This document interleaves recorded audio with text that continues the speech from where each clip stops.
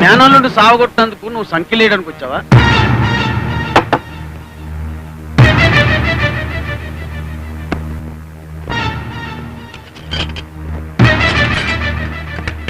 టోపీ బెల్ట్ తీసావు తంతవా?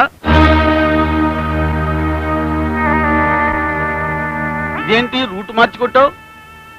నేను ఇప్పుడు ఒక పోలీస్ అధికారినిగా రాలేదు.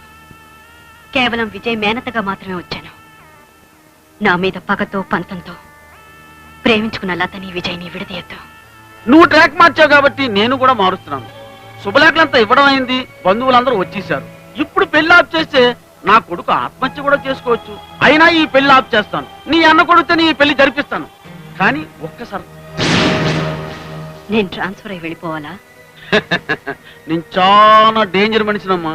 అంత చిన్న కొడుకు కోరుతానా? మరి నువ్వెక్కడే ఉండాలి. ఆడదానికి నుదుటి మీద బొట్టిలాగా, మగవాడికి చేతిలో కర్రలాగా నువ్వు నాకు అండగా ఉండాలి. నేను దొంగసారా కాస్తే నువ్వు శబాష్ అనాలి. నేను లాటరీ టికెట్ నడిపితే నువ్వు బేష్ అనాలి. నేను బ్రోతల్ కంపెనీ నడుపుకుంటే నువ్వు స్టాప్ ఇట్ అన్నావా, సెటప్ అన్నావా? నా మేనల్లుడు చచ్చిపోతే నా ఒక్కదానికే నష్టం, కానీ చట్టం చచ్చిపోతే ఈ సమాజానికే నష్టం. నక్కలాంటి నిన్ను కుక్కనుకుని రావడం నాది తప్పు. ఆ జాతి నీది. రేపు పెళ్లి పందిట్లో అడుగుపెట్టిన మంత్రులకి కుక్క కాపలా కాయాలి. రెడీగా ఉండు.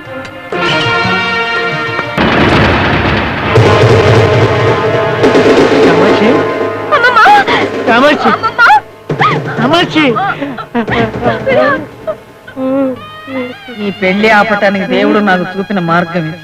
కోరుకున్న వాడితో జరిగే నా మనవరాలు పెళ్లి పైలోకి నుంచి చూస్తాను.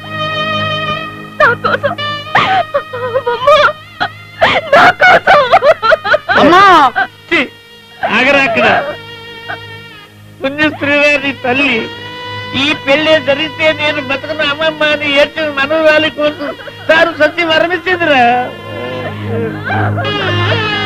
పోలీసుల వల్ల కాకపోతే, న్యాయవాదులు ఏమీ చేయలేకపోతే, హిందూ ధర్మశాస్త్రంతో ప్రాణత్యాగం చేసి ఈ పెళ్లి ఆపిందిరా నీ తల్లి.